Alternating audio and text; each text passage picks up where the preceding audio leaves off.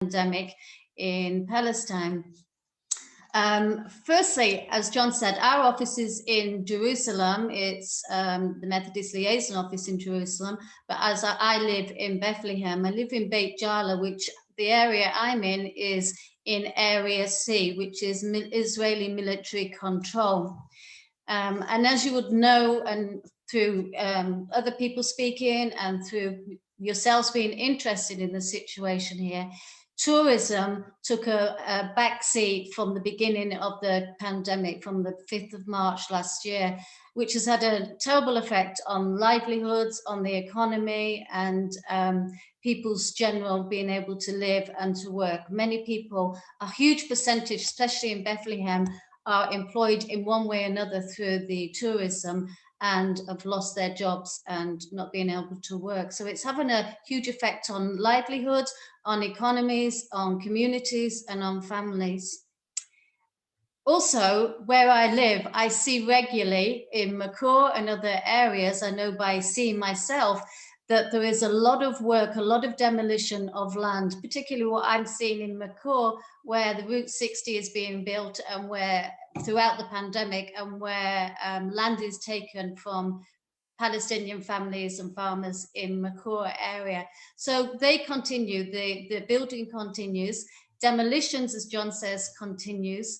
Settlements are being built, settler violence is continuing.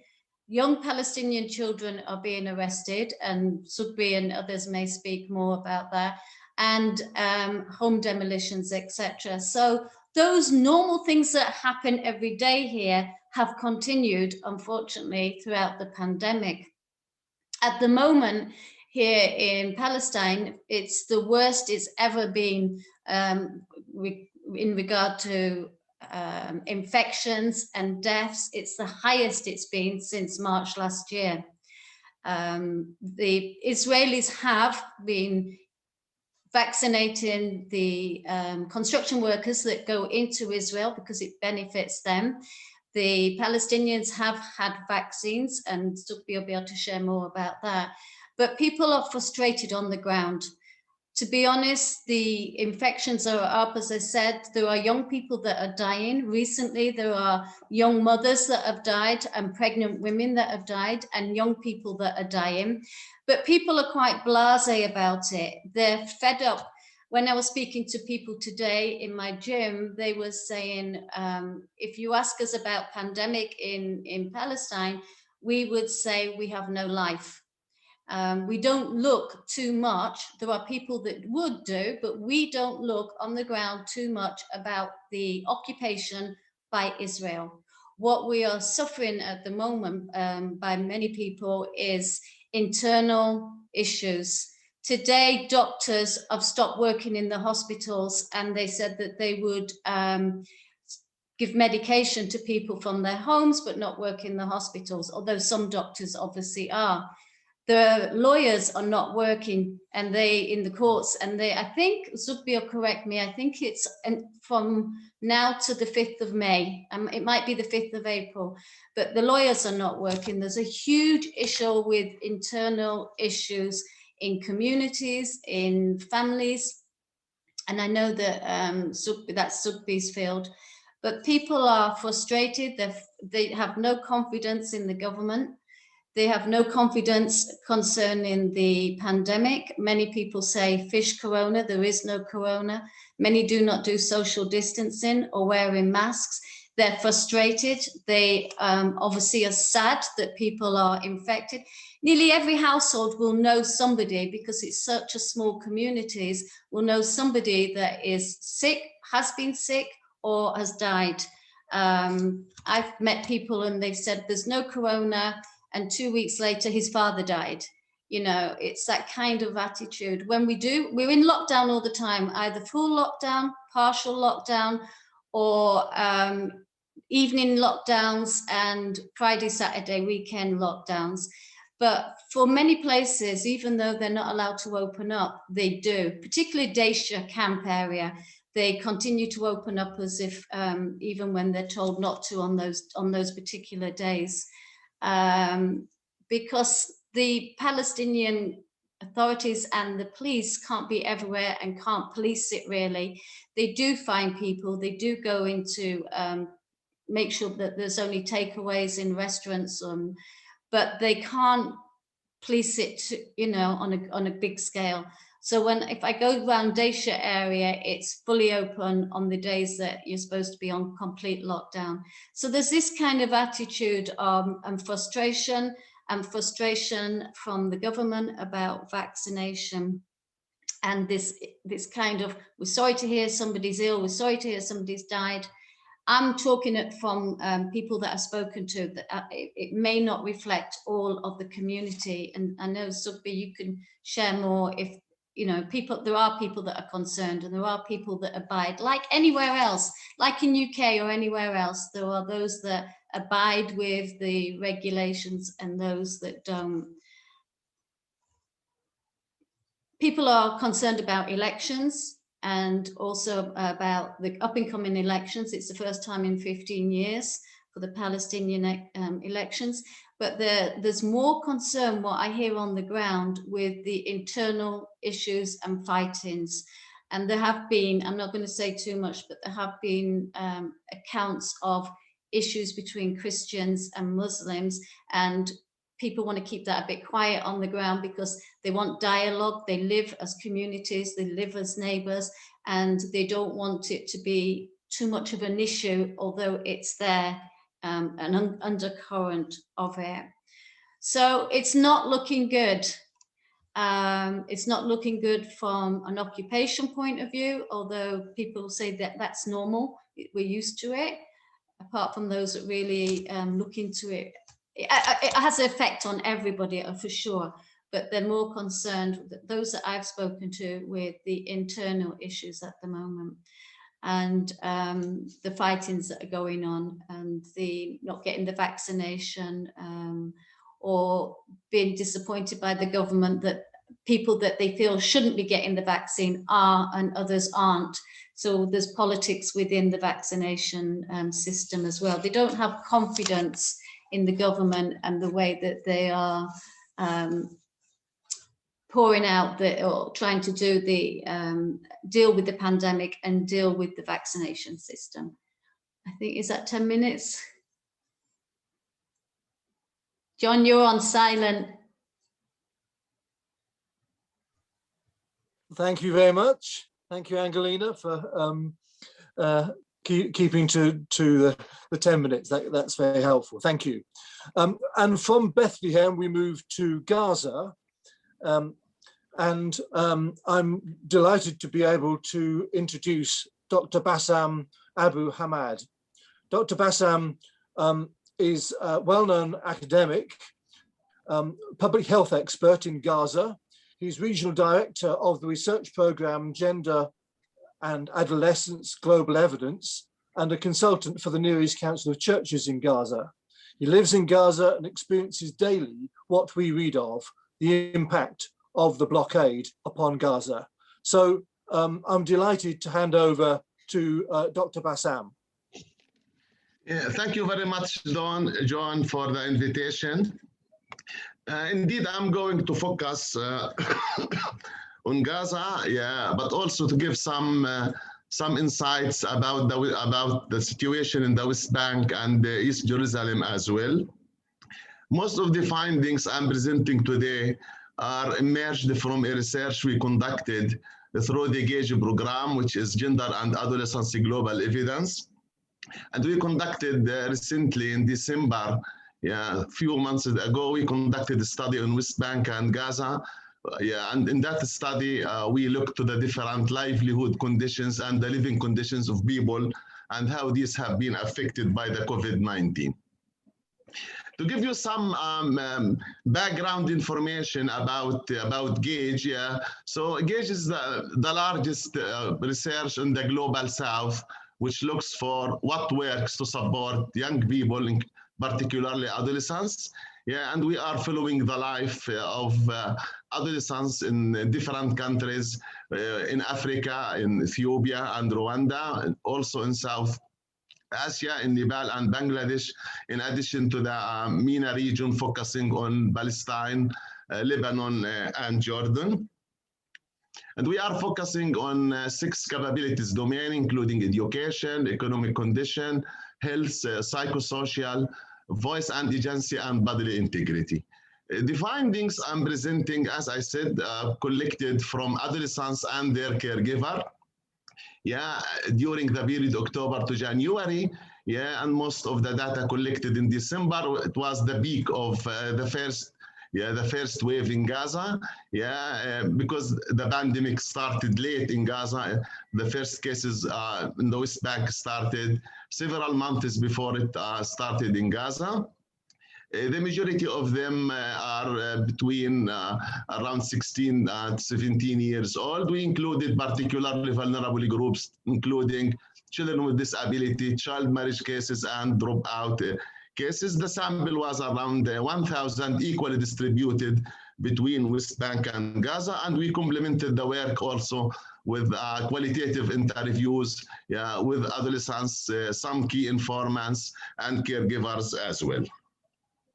To give you just an overview, the graph shows the number of cases. The orange refers to Gaza, and you see that the majority of the cases were in the West Bank, so the burden of the disease was more in the West Bank, where cases started or appeared first in the West Bank, and in Gaza it started to appear late in August last year.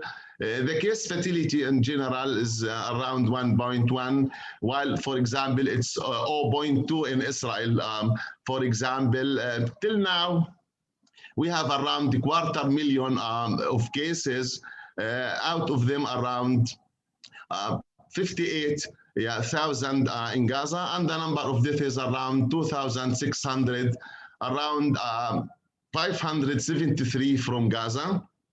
However, the number of tests are very low, conducted compared, for example, in Israel, more than 13 million tests conducted till now, while in Palestine, it did not reach 1.5 million tests, especially in Gaza because of lack of resources. The positivity rate is one of the highest. It reaches sometimes in Gaza 16% the overall percentage, but in certain times it reached, like for example in December, up to 40%.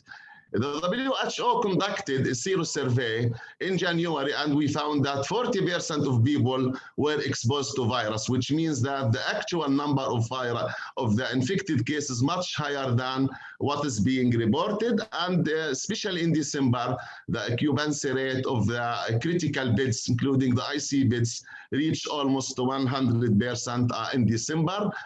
Then the number of reported cases declined, and now recently it's increasing, and there's now, it's like signs of having a new wave of the virus. How the virus impacted people? So 28% of the houses in Gaza, 22 in the West Bank, reported that they have been economically affected by the virus, and the virus affected their access to resources. Some of them lost their employment. Their income has been affected, being more in the West Bank, because originally it was critical in Gaza before the pandemic, so people did not have too much things to lose. Around 34% of houses received some kind of cash assistance, and this was slightly higher in the West Bank. 55% of houses in Gaza, 80% of the houses in the West Bank were able to buy essential items in the past 7 days. However, many houses reported inadequate access to food, as I will show in the coming slides. In the study we conducted earlier, but during the pandemic, we found that only 32% of male adults and only 6% of female adults are working in the past month. This was in July 2002. In terms of access to health, as my colleague Angleena mentioned that people reported that there's the deterioration of their health status since the pandemic. Even this was true for the young people, like 19% said that their situation become worse during the pandemic, and many reported inadequate access to health services and not being able to see the health provider when they needed. 30% of people said that they experienced that, particularly for girls. Yeah, more than 1/3 of girls reported that they were fearful about asking their family members for support with menstrual hygiene management, for example. 56% in Gaza noted that they were too embarrassed even to ask their parents because they are aware that their parents are facing severe financial constraints. 23% of Gazans adolescents reported difficulty in accessing menstrual hygiene cycle, and this comes in the context of crowdedness, limited resources, lack of privacy in the houses. Also, the risk for injury increased with 22% of young people reported that there was increase in the exposure to accidents, particularly fractures, burn, and cut wound. This slide shows that people who were unable to access the medical services are more people with disability, young girls, and it was more prominent in Gaza than in the West Bank. In terms of food security, 40% of adolescents in Gaza reported that they experienced hunger in the past 4 weeks, and to a less extent also this has been reported in the West Bank, but this was significantly higher among persons with disability and married girls. Yeah, in general, many people reported that their food insecurity has been aggravated by the pandemic, and also around 40% of Gaza, 25% reported that they were consuming less protein-rich food. And you see here that the people who reported that their hunger has been aggravated by the pandemic was higher in Gaza, and also among people with disability and married girls. Regarding the psychosocial and mental health, yeah, already we have pre-COVID stressors, and these stressors have been amplified by the pandemic. People are scared, people are worried for themselves, their parents, their families. And also you notice that although the participants of the study are young population, we found that a considerable proportion of people are showing signs suggesting moderate to severe depression, and also a high increase in the people with anxiety experiencing moderate to severe anxiety, which really suggests that those people should be examined further, in order, because potentially they have serious mental illnesses.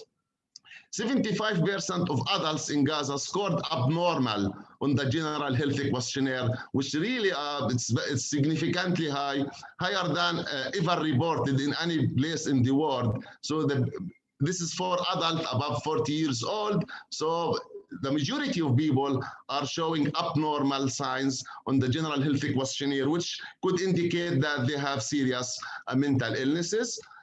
The same applies to violence. So because of the economic pressure, because of the restrictions imposed, and the multifaceted, multidimensional vulnerabilities they are facing, we notice that yelling and husband hitting their wives is increasing, especially in Gaza, being also higher among refugees, and being also higher among non-camp people living in outside the camps, and this was significantly higher in Gaza than the West Bank.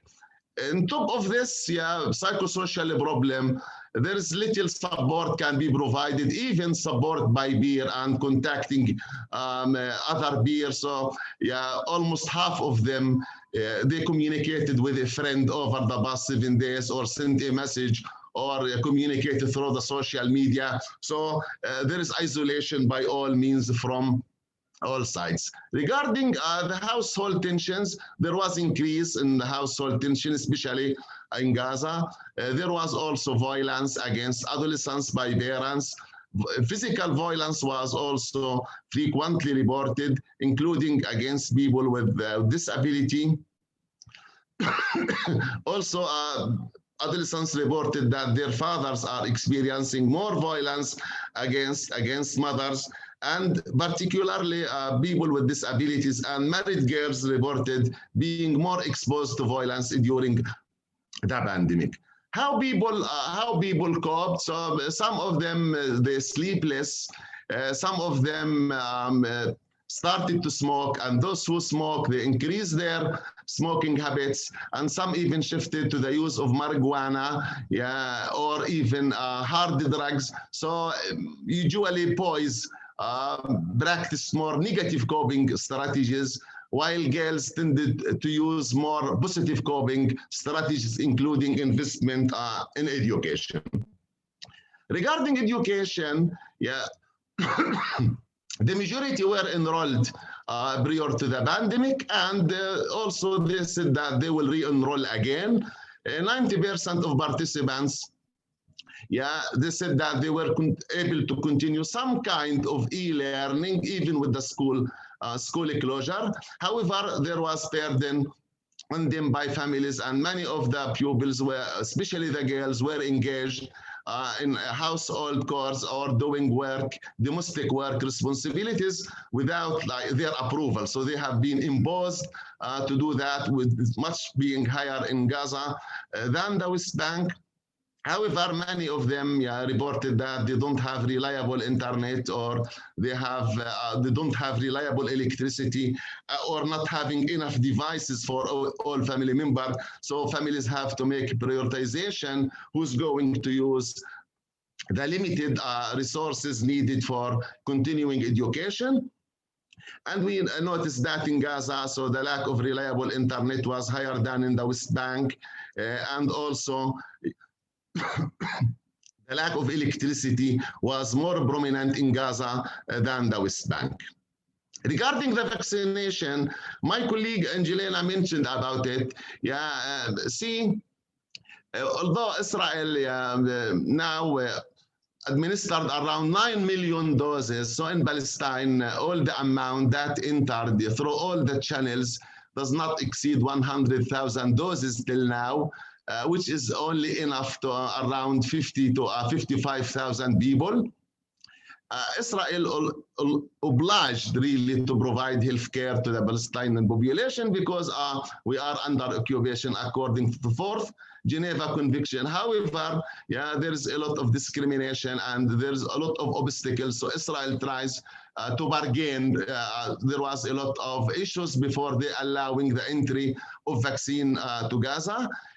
Till now, around 20,000 people vaccinated in Gaza, because the program started at the community level before the West Bank. The West Bank batch of vaccine arrived this week through the COVAX fund. However, what is being available is not adequate. Although people are trained and there are ambitious plans to vaccinate around 40 to 50, but there are many issues around that, including free movements and access of goods, storage resources, and availability of resources. Regarding the recommendation, really we concluding from study, there should be more support to the livelihood condition of people, and there should be a scaling up of the social protection program. There are some programs like Waqf Izz, which is community fund, but most of the support really are provided to people in West Bank than in Gaza. Even the World Bank support was more dedicated towards the West Bank than in Gaza. Ensuring equitable access to health services and information, there was gap in ensuring that, and for around 6 weeks, there was suspension of services at all health facilities, and people reported delay, as we noticed from the findings. Food security is really a big issue, and ensuring that people have access. 40% of people reported experiencing hunger in the past 4 weeks, and this, I think, it means that the social network failed to maintain access to people during the emergency situation as during the pandemics. The psychosocial services should be promoted. Now already there are some online mental health support, but this really came late, and for the first several weeks there was no one to support people who are in need for mental services. Some people cope positively, others cope negatively. I think there should be more work regarding engaging people in positive coping repertoire, and ideally, reaching to stage that no need for people to cope, as if we remove the stressors, and then we need to strengthen the resilience. We hope that we reach a stage that there is no need even to use resilience mechanisms by removing the barriers, but this is unlikely to happen in the foreseen future. Also, there are specific age and gender vulnerabilities which usually neglected. So with the pandemic, there was more shift on life-saving measures, people in ICU, but other issues were neglected. And lastly, people who are particularly vulnerable groups like married girls, persons with disability, victims of GBV should be proactively targeted. In case you are interested to know more about the work we are doing in Palestine, and Jordan, in Lebanon, you can visit our website. There are a lot of publications, and we are producing series about how COVID impacted the life of people in the MENA region as well as in the global south, including Africa and Asia. Thank you very much.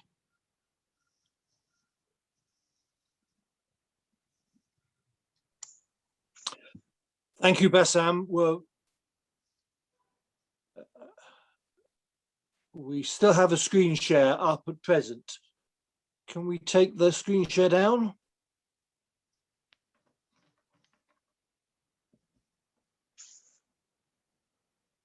At present, we've got the screen share up. I think we could do with removing that. I stopped share screen. Good, right, okay, yeah. Thank you. In which case, thank you very much, Bassam. That was very informative, we appreciate that. And we turn now to Zoughbi Zoughbi. Dr. Zoughbi Zoughbi is founder and director of the Wi'am Conflict Resolution Center on the Hebron Road in Bethlehem. He's a prominent Christian Palestinian and an internationally known speaker on nonviolence and the situation in Palestine. Many of those joining this webinar will have heard Zoughbi in the past. I have heard him speak on many occasions and always found myself able to learn more from him. So I'm delighted that Zoughbi can join us. Zoughbi is speaking from Bethlehem. Zoughbi, over to you. Thank you, John, and thank you all for being with us. It is a great privilege to be with you. And I believe there is uplifting spirit talking to you, since I see almost 100 people are concerned about the situation in Palestine. This is very important, and it's by itself send a message of healing to us, despite of the pandemic, despite of all kinds of ills and challenges. Really, we are in the time of Lent, and I couldn't find better, quotation from the Bible than the 2 Corinthians 4, verses 8 to 18, which says, "We are afflicted in every way, but not crushed, perplexed, but not driven to despair, persecuted, but not forsaken, struck down, but not destroyed." This is how I can summarize our situation. And when we talk about COVID, we are not talking about only this type of coronavirus. We are talking about Israeli elections, about the socio-economic political context in Palestine. My colleagues said a lot now, and I think, we, through COVID, since March 5th, 2020, the unemployment has been skyrocketed, and mainly in Bethlehem, since we depend on tourism and pilgrimage. you know, the unemployment probably 90% in the governorate of Bethlehem, and of course in all Gaza, but and West Bank, of course. But basically, because this area depends on tourism and pilgrimage, really it is slowly dying, I can say, especially those who are workers, those who are earning their daily wages. And of course, when we talk about the economic situation, we are talking about the psychosocial problems that come along. You know, I believe I have never seen such a situation before. People are afraid, they have paranoia, they don't know what will be the future. Needless to talk about the shortage of resources, but also many are not sure what will be the next step. Our hospitals, you know, are working hard, and doctors and medical teams. Their capacity is now more than what they can do. I mean, they work more than their capacity, 105 or even 150% is the occupancy in the hospitals. And there is a lack in that. And sometimes we send people to private hospitals, and private hospitals cost a lot, and many people are transferred here and there. Some are transferred to hospitals in Jerusalem or in Israel. And of course, this will add more burden on the families. And for the first time, COVID hit young people and children, and some die because of that. And this is the scary thing. We have new types of corona. Sometimes they say, sorry, the British one, the South African, the Brazilian, and it seems we are jealous. We might disseminate Palestinian type of corona. I hope not. And so this is really the situation where we live. Besides, domestic violence is on the increase. And as people in Wi'am, we are spending a lot of time in mediation, in counseling people, and being with the people, despite of all of that we need physical, distancing, but our social solidarity will continue, and we try to abide with the all the restrictions and the guidelines for our health.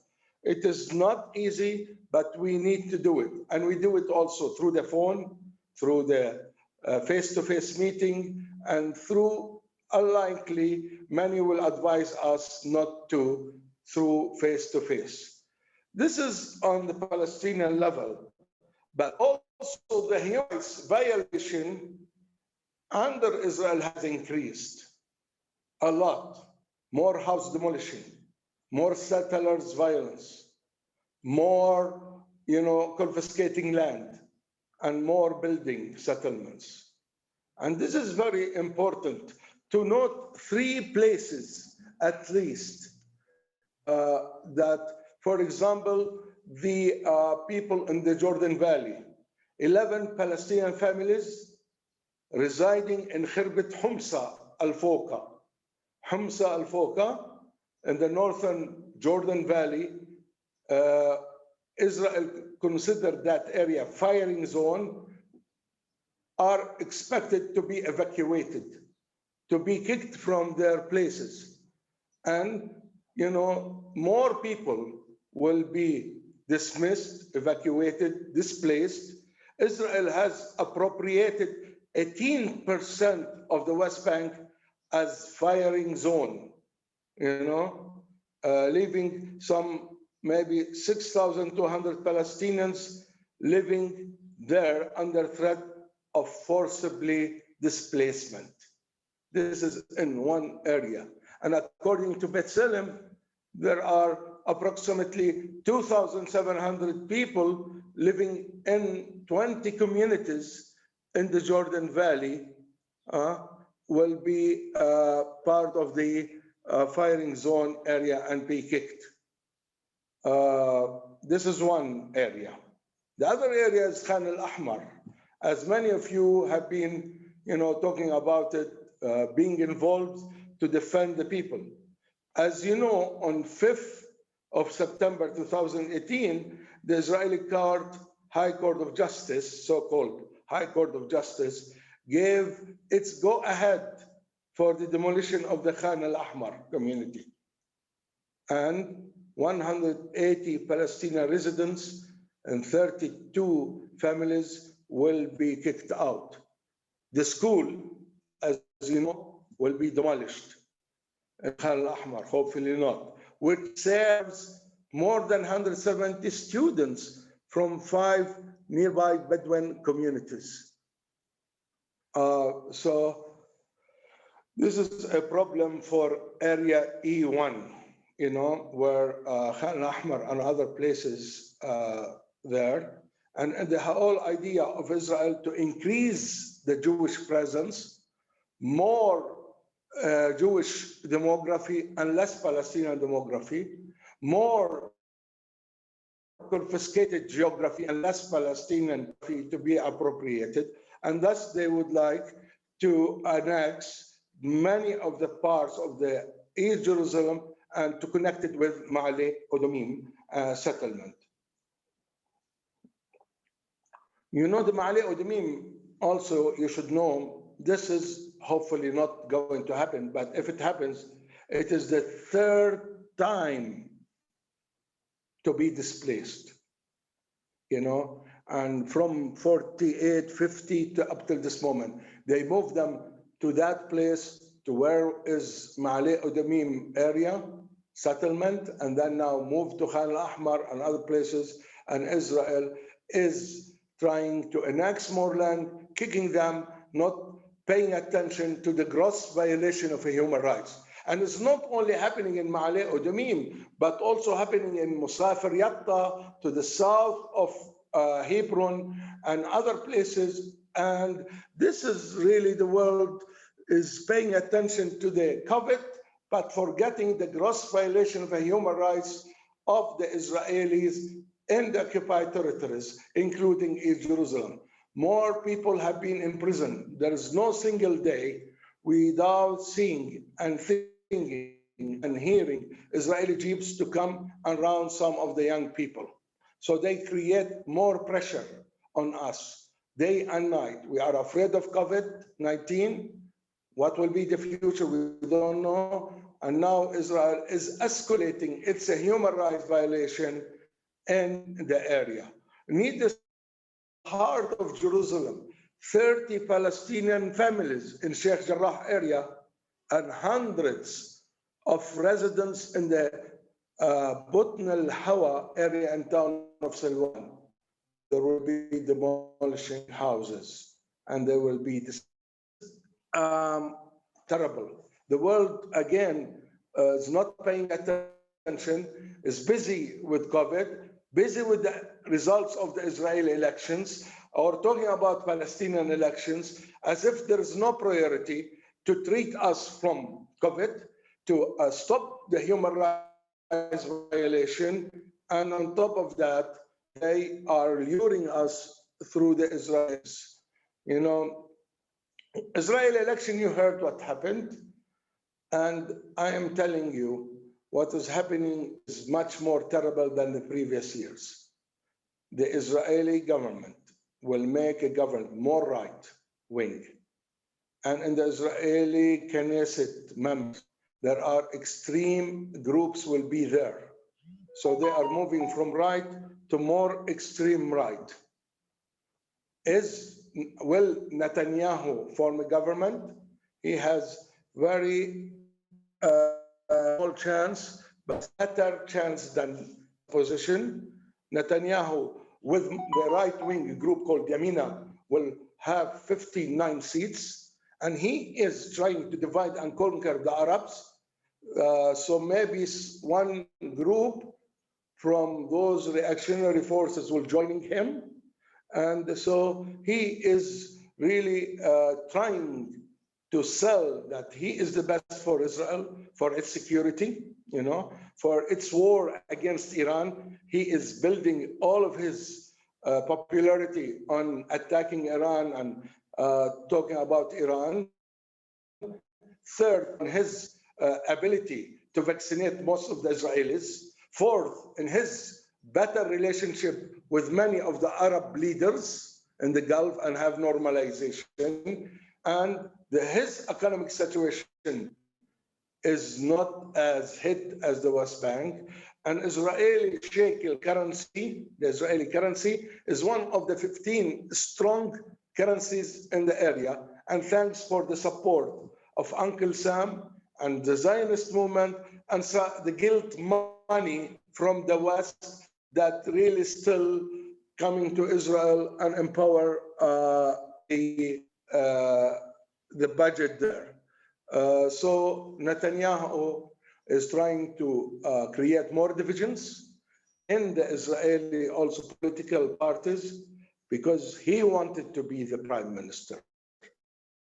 He went away from the court, based on corruption and other things. He wanted to tell them there is no strong person to conquer the others except me.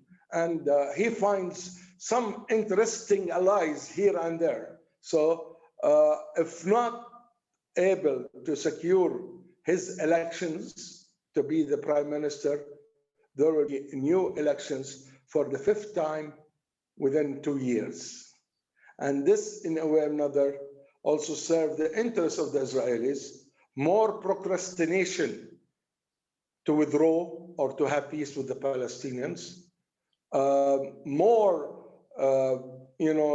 distraction from what is going on the ground, and of course, the annexation that his government, whether he will be there or not yet there, continues to be at an alarming rate.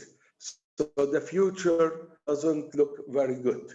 So in the first time in the new history, last decade or two, we have a new religious Zionist extremist guy who is going to be part of the Israeli Knesset, the Smotrich. He got 194,000 votes. He is the type of Kahana, if you remember the Kahana type. He is now representing this racist policy. So we are not sure. I think anyhow, there will be creating more facts on the ground. The Israeli government will create more facts on the ground. Whether there will be elections or no elections in Israel, whether Netanyahu will be the prime minister, whether this kind of trying to form a government will take more time. On the Palestinian side, also, it seems, to be frank with you, is not our priority to have the elections. Our priority is to heal the people from these wounds, to secure vaccination for our people. There are a lot of talk about bringing more vaccination to the West Bank, and I don't think we'll be able to cover it. So far, probably we are talking about a few 100,000, or maybe some 200,000 have been vaccinated here and there, but the bulk of the people are waiting, and this creates more paranoia, and there is creating more fear. What shall we do, especially with the news that young people are dying?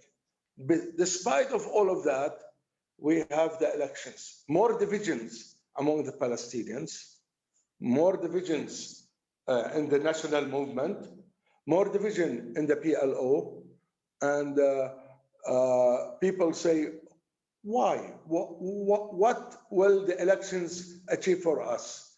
So we need, for me, our priority to have COVID vaccination. Second, to arrange our home, to create order in our home, to have law and order, to stop all the programs that create more problems to our society. and to move forward.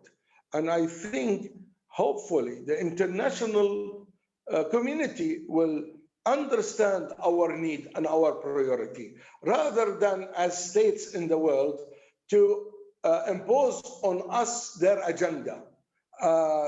You know, so I feel what is needed more to have more unity, to work on our local challenges, and to challenge the occupation with its violation of human rights. And I tell you frankly, if the borders will open, you know, and people are allowed to leave, many young people from Western Gaza, East Jerusalem, will think to leave the country because they couldn't tolerate it. I have been approached by many families and many parents to come to me and say, Zoughbi, we are in bad situation. Since March 5th, no single penny entered our pocket. We are not working.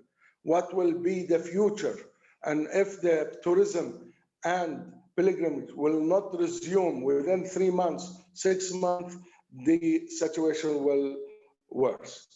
The thing is, we are clinging hope. For us, hope is the most important one. And when I see such big numbers attending and listening to us with their heart, you know, I call it prophetic listening, you are really giving us some hope that we are not alone.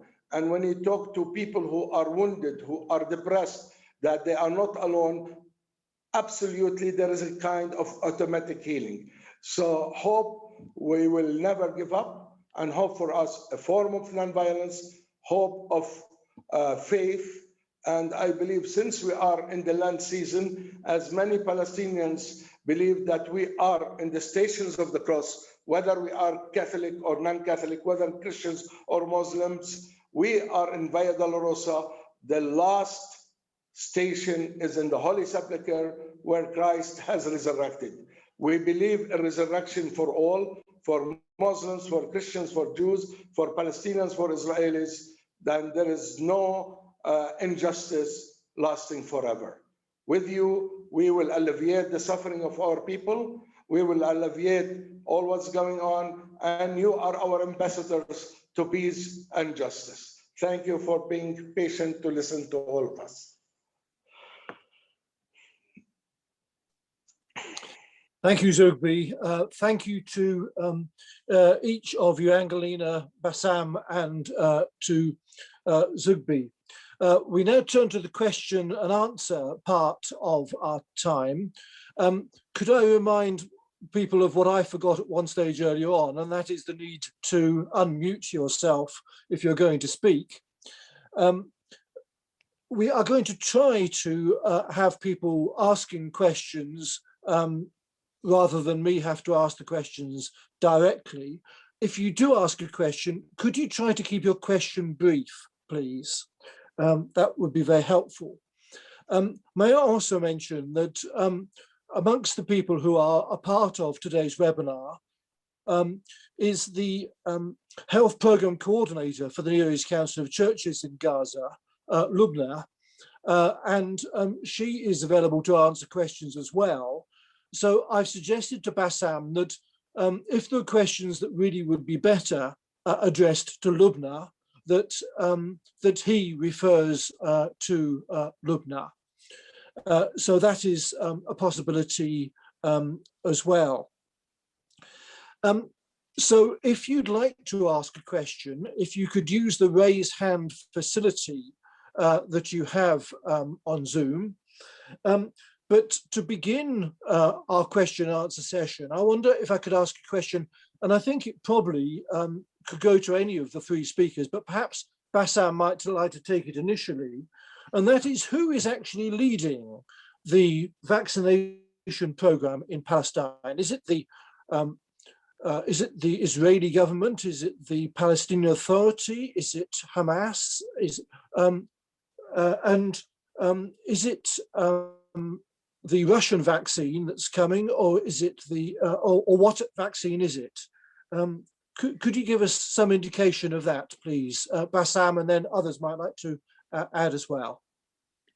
Yeah, see, it's as I mentioned, according to Geneva Convention, it should be Israel, but unfortunately, Israel is not doing anything in this regard. And the PA, the Palestinian Authority, the Ministry of Health in Ramallah, in coordination with the WHO and some international organizations, are managing that. There are plans at the Palestinian side.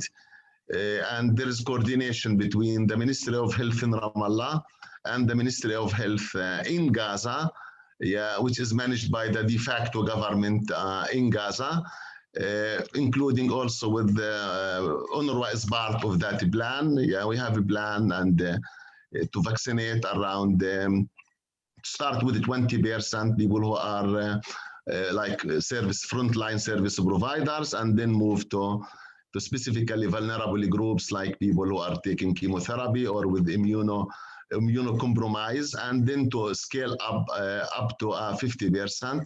There are plans from the COVAX, which is the WHO-led agency which supports low and middle income countries in securing the vaccination.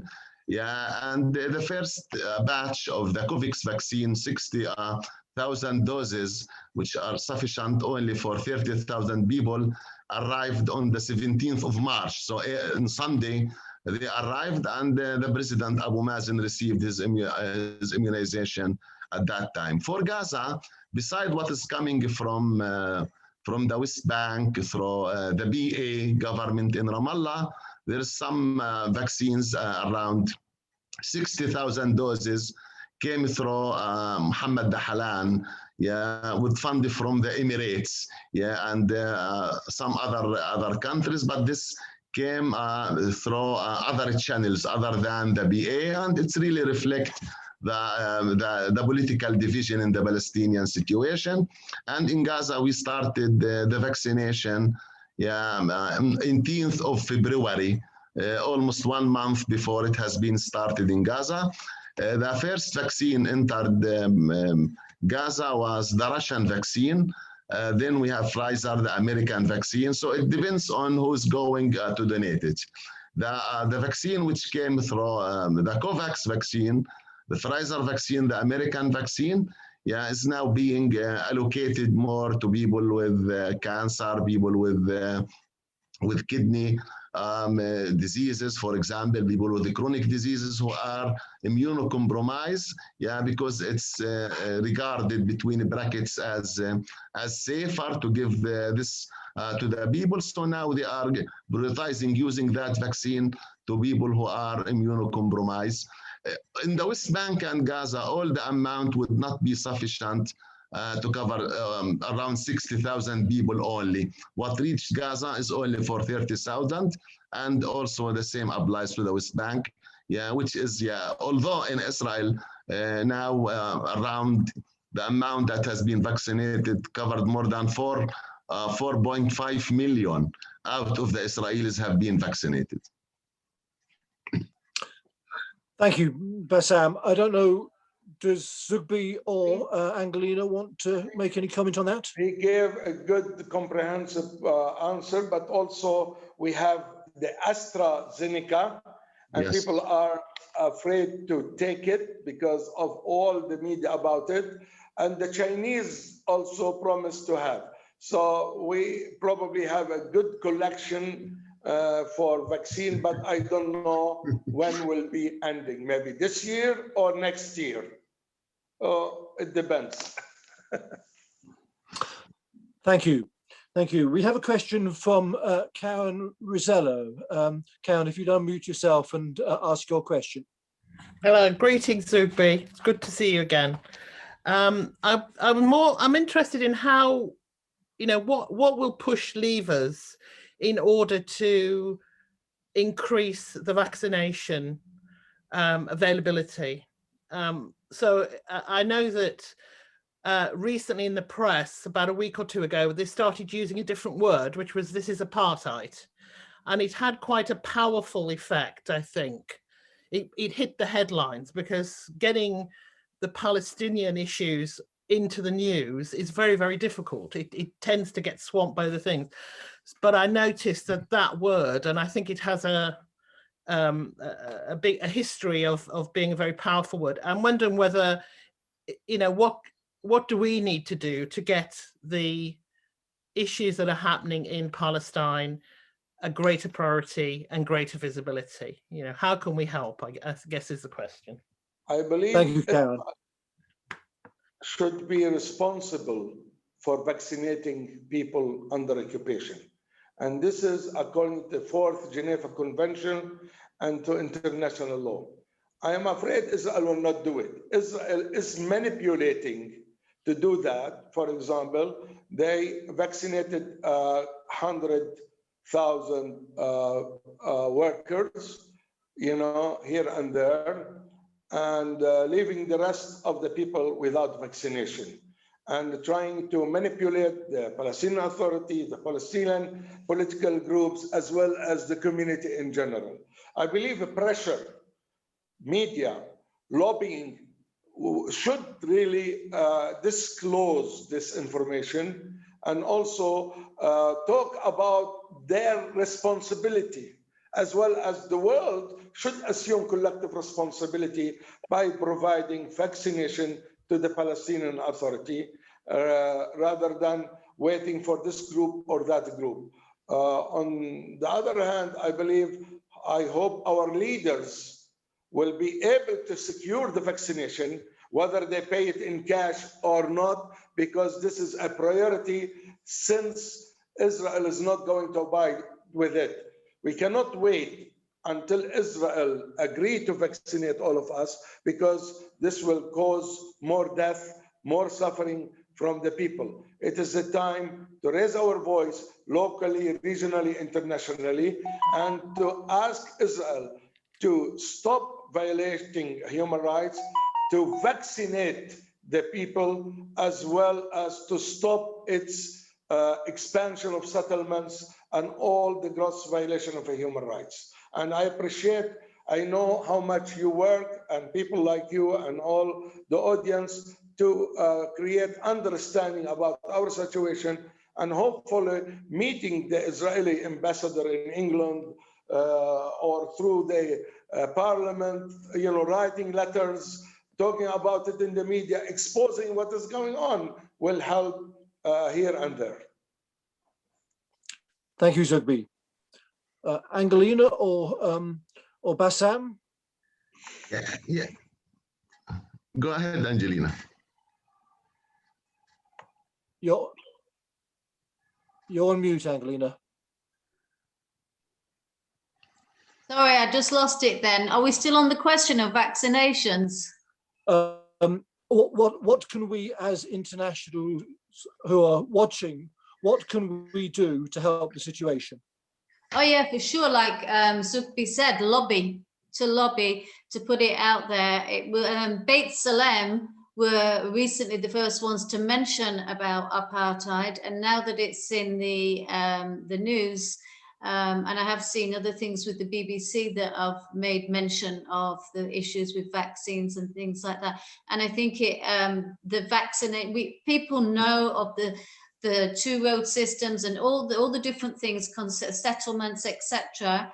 But when it comes to the vaccination, unfortunately, I hate to say it, but I think people are more sympathetic that are not normally interested in this situation when it comes, because it hits home, because other people are experiencing that in different countries and experiencing COVID and vaccination, those who will accept it and those who want it and those who don't. But I think the actual COVID has highlighted it all the more to people that weren't normally, if you talk about Palestine, would fob you off or not interested or turn the conversation in another direction. And I think the issue with COVID and vaccination and Israel not vaccinating the full population, all citizens equally, I think that highlights it more than anything. Thank you. Yeah. Thank you. Jenny, I think you have a question. Yes, I'm Jenny Lynn and I'm Chair of Halifax Friends of Palestine in the north of England.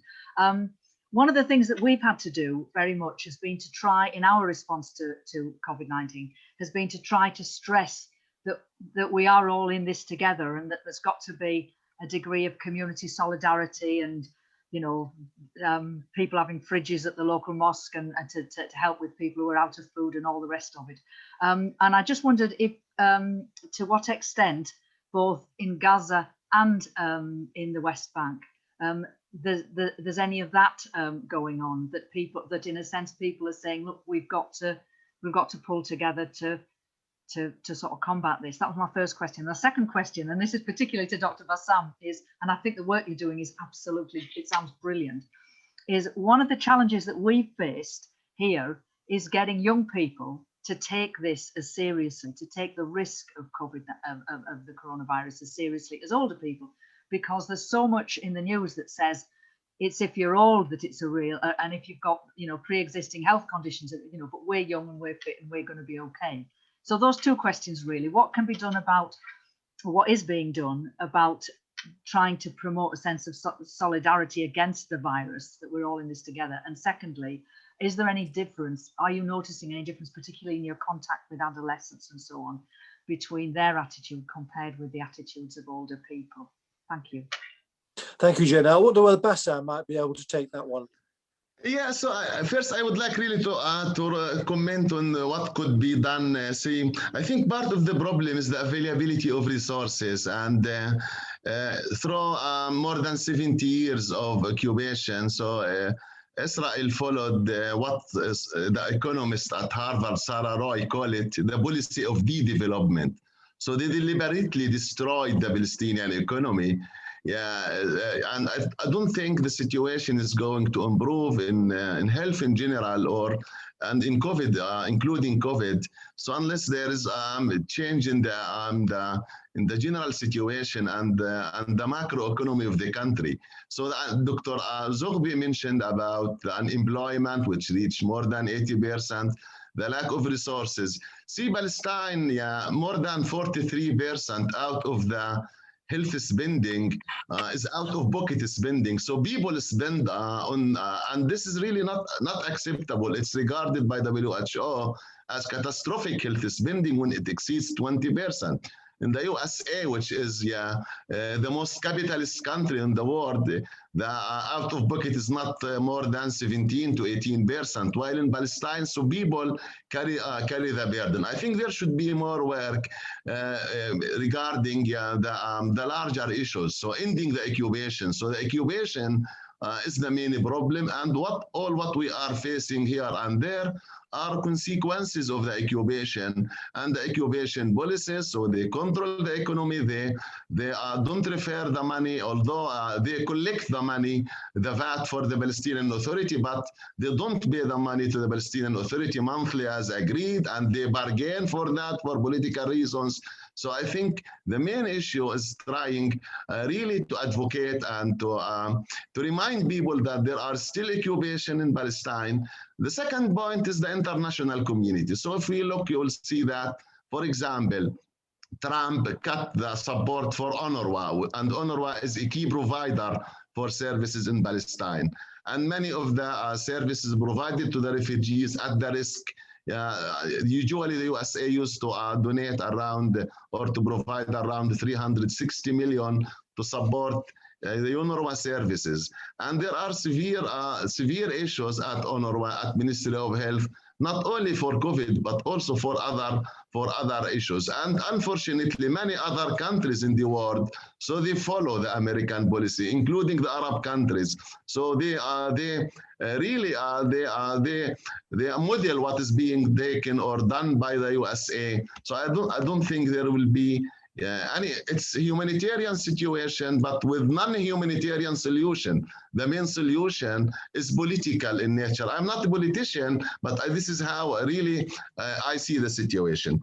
Regarding the question whether the COVID has impact on or the feeling of solidarity. Indeed, yes. So we have the division between West Bank. I'm just giving some examples. But we noticed that the two governments, although they don't speak to each other, but they coordinate very well during the COVID-19. The Minister of Health in the West Bank did not visit Gaza since the division in 2017, except during the COVID-19. So the minister came, and at least this was the first visit maybe in the last 5 years. And there was coordination. People from Gaza are part of the national COVID committee, and the policies are being implemented. Gaza, at the beginning, we don't have cases in Gaza for the first 5 months. So Gaza volunteered to send doctors, nurses to work in the West Bank there. So yes, there's solidarity, and the fund from Waqf Izz, which is community fund, collected large amount of money, more than $6 million donated by businessmen and companies. So in general, yes, and I think, but we can build on that really, because this is it affects all people from different countries, different contexts. Whether youth have different attitudes than adults, we notice that youth, one of the points mentioned by my colleague Angleena is that they don't trust leaders in Palestine. So in the study, when we asked them to mention a role model, it was very difficult, especially for boys, to nominate any political leader. With the probing, so sometimes they nominate some family member, but they don't have successful models to follow. However, their attitudes about the COVID, so they have good knowledge about it. The attitudes in general are positive. And there was an amazing attitudes towards volunteering. So many of them, we got very interesting examples of being engaged in voluntary work, in campaigns, in disinfecting public places, in producing social, some multimedia products, short films. So the youth in general, so they know about it. They trust more the international sources, WHO, some of the good, like for example, rarely Minister of Health or Ministry of Health mentioned, while they mentioned the governor of Ramallah, for example, Layla Ghannam, because she was more engaged with people, more interacting. So when we ask them, who with you are interacting? So the attitudes in general about the COVID, even for the adult, till now, there are people at the waiting list, they need the vaccination. People think about the conspiracy theory and everything is being politicized. But however, this is now, is less than it used to be before. And when they impose, the authorities impose curfews, and so people in general comply, and really follow the instructions, but the resources are limited. So the closure was very successful in the first few months, but the economy was really a big problem. So we see more people who are unemployed, more people who really reporting being hungry or unable to buy the sterilizers or to buy the materials they need. So the measures should be also complemented with some social protection programs to support people. And these are really very, not rarely available, because what is being formally provided to people is, it's the routine services. UNRWA is not providing support as it used to be, except in few cases when the funds is available. And I think the international community is not doing a lot really to support people during the pandemic. Thank you, Bassam. Can I just Angleena.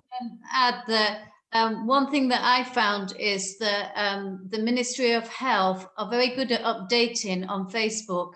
So when they update information, there's a section for more where I can read it in English. So I'm kept up to date often throughout the day by the Ministry of Health, that will write and say how many cases of in what they call injuries, people are infected in the different governorates, and people that have recovered.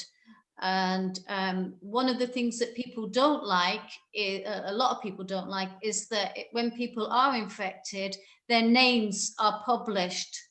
And that can be very difficult for families, and people don't want their names out there, but it can also help as a way of a support system of knowing that a family is infected, that people can then, instead of it being kept hidden, can support or offer food or different ways of help. I personally found that out with my Arabic teacher.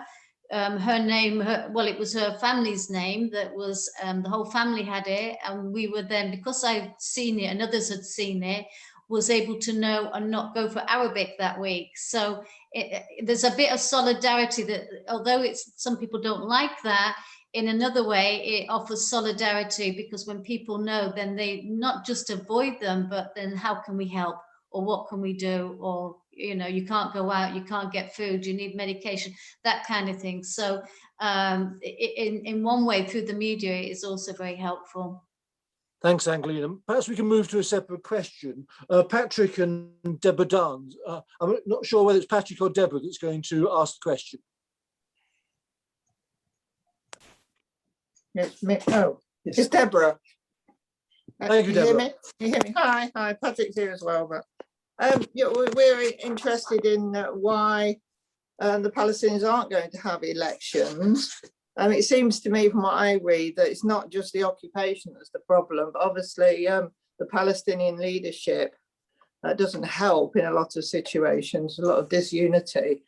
Is anyone trying to persuade Abbas to step down, and are there any other younger people coming forward that can go for leadership positions?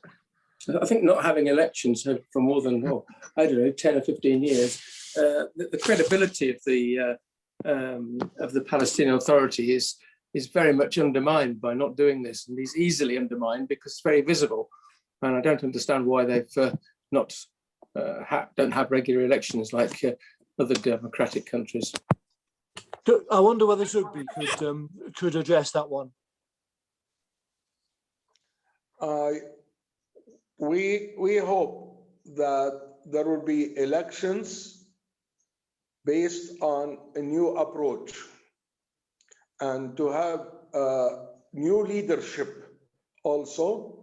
But the problem is too many hands playing in our elections, the Gulf, and on top of that, Israel and United States and Egypt, and everyone would like to nominate a leader for us, as if we have shortage of enthusiastic, strong leaders. And this is a problem. Sometimes they relate COVID vaccination to political gains. So this is one thing. The reason why I hope that Abbas will arrange the situation, our president, before he continues to live, let me say. But there are many competitions happening who will be, besides the division between Hamas and Fatah, create also another issue. And third, the international community are furthering the division rather than leaving the Palestinians alone, whether they link it to aid, whether link it to political opening for more dialogue and discussions. And this is really, I think we are in the worst situation. For me, I prefer to postpone the elections until we are more united, to have more dialogue among ourselves, and to agree on an agenda with a new, not necessarily electoral system, but at least to be allowing people to run without being afraid, without threatening, and without isolation. It is not easy. It is the worst time that we ever heard, and Israeli hands will continue to do it, to further our division. I'm sorry to tell you, I don't have magic wand to create new, reasonable, able leadership to be re-elected.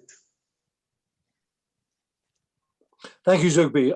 Bassam, did you want to add anything from the Gazan perspective? I think personally that there will be election, not because the Palestinians want it, because they are being pressured to do it. And I agree with with my colleague that, so the least influence in the Palestinian decision is the Palestinian opinion and perspective. So now, Palestinians are taken, the Palestinian leaders are taken, and they are being forced to do the election, and there is pressure on them from different countries. And but personally, I prefer if we don't do the election now, have common understanding and agree on the to address the critical issues. Going to election is going, I think, to increase further the division.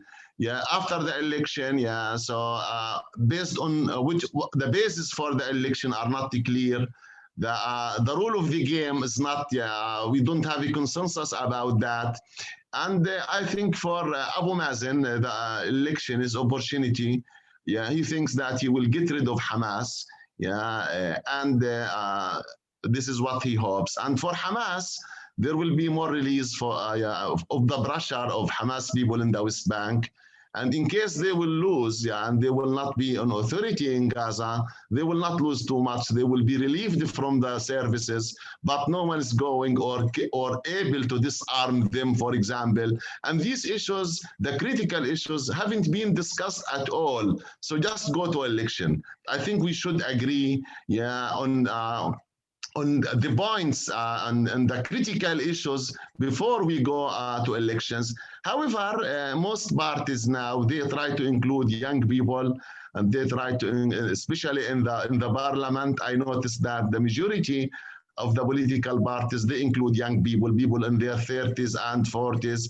Some parties, they decided not to include people from the old guards, However, for Fatah, for example, and for the official BA, I think still, like for example, Abu Mazen is going again to, and the people there will be the traditional leadership. And honestly, my perspective as a Palestinian has been said many years ago, the problem of the Palestinians is not the problem of the people, rather it's the problem of the leadership. Sometimes our people are more visionary than our leaders. This has been said one day, but I think it's valid, maybe in the past 100 years, we don't have visionary leadership to really to take us to the right path. Thank you. I think we probably have time just for one more question. I'm going to ask Mike Dixon if he would ask this final question. Mike. Yes, we're talking about leadership. Could you inform us about what solidarity you've had from any church leaders? As far as I can see, it's been totally absent in the Church of England, of which I'm part. The Israeli lobby is very powerful in England, and it seems that the leaders are frightened to speak out for them. So has, say, the Archbishop of Canterbury expressed any solidarity with the people of Palestine and the issues? And how do we force them or challenge them to actually do something about it and to bring it to the forefront? Thank you, Mike. Would Zoughbi like to take that one? Yes, I don't want to make you more pessimistic by saying we are orphans at this moment. Neither the Arab and the Muslim world empower us and support us, and especially in the Gulf states now they have normalization. In the Christian world, the Vatican from time to time express some concerns, and some church leaders here and there. I'm afraid that it is not enough, and I hope the church will wake up to say what is happening in the area is not good at all. But I believe the good news that we have churches like people like you, you know, from the Methodist Church, and they have a lot, and Presbyterian and Anglican Church and other who are having a prophetic voice, and they have a strong partnership with organization. And here, let me put it also on a positive note, that if the churches and church-related organizations like yours are not supporting Gaza or supporting the West Bank, the hospitals and the clinics and many of the NGOs like Wi'am, we have a wonderful partnership with the Methodists and other churches. I believe we will be hopeless and helpless, and we will be pessimistic. I think we need to increase our efforts to address these issues to the high level of our church representatives worldwide, and to empower the local church in Jerusalem. The local church in Jerusalem, they are in the weakest position because Israel again tried to build this divide and conquer, and we also part of the problem. We hope that there will be a wakening up call to empower us to walk forward, as well as to hear more prophetic voices in the hierarchy of the churches and more prophetic action on the ground. Thank you, Zoughbi. I wonder whether Charlotte would like to say a word in response to that particular question. Yeah, thank you, John. It's great to see everybody here today. Just to encourage you really that we at Sabeel-Kairos UK are working really hard to try and influence our church leaders. And one of the things that we do very successfully with partners like John Howard and the Methodist Church and others in the different denominations is run a campaign called Investing for Peace. And that is challenging the church hierarchy, primarily around their investments, ensuring they don't invest from any companies that profit from the occupation. But at the same time, it involves a lot of education work about the situation in Palestine. We've been talking and putting forward letters about the Cry for Hope document that came from Palestinian Christians last year, and just continuing to raise the issues that Palestinians face. So I'll put our website address and a link to the Investing for Peace campaign in the chat box, but please do come and join us in that, because we have denominational groups that are really seeking to challenge the church in these areas. You know, John and others can testify that we've had some really great successes in the last few years. So thank you. Thank you, Charlotte. I wonder whether we could ask Angleena, Zoughbi and Bassam just very briefly to say a final word just as we are close to concluding. Angleena. Yeah, just thank God for every single person that's been on this Zoom today, for the speakers, but for every person, for your time, for your interest, for your voice that is a prophetic voice.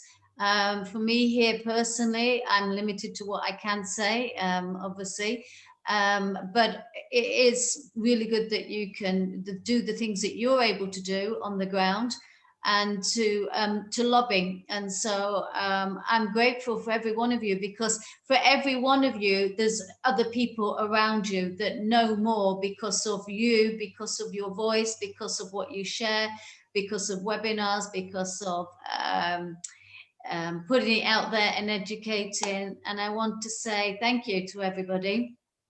Like Zoughbi said at the beginning, you bring healing, and you bring healing to me as well, and other church leaders that are here on the ground that are doing their little bit. It gives us hope and know that you are praying for people that are out here, for Palestinians, NGOs and whoever are able to be here and who have a heart and a passion for Palestine and for what they go through.